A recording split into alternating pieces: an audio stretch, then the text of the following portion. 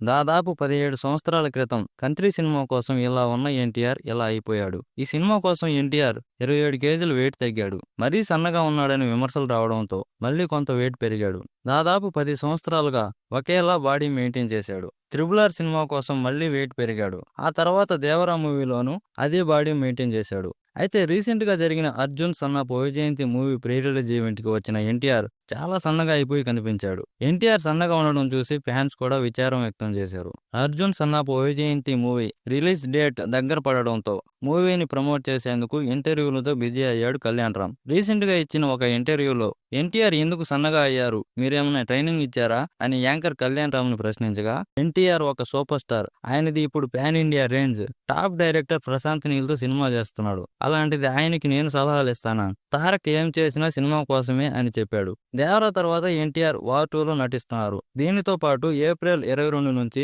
Prashanth Neel 'Dragon' movie shooting లోనూ join కానున్నారు. కళ్యాణ్ రామ్ చెప్పిన దాన్ని బట్టి చూస్తే ఎన్టీఆర్ 'డ్రాగన్' మూవీ కోసమే వెయిట్ తగ్గినట్టుగా తెలుస్తుంది. వీడియో నచ్చితే లైక్ చేయండి. ఇంకా ఇలాంటి లేటెస్ట్ మూవీ రిలేటెడ్ విషయాలు తెలుసుకోవాలనుకుంటే మన ఛానల్ సబ్స్క్రైబ్ చేసుకొని బెల్ నోటిఫికేషన్ ఆన్లో పెట్టుకోండి.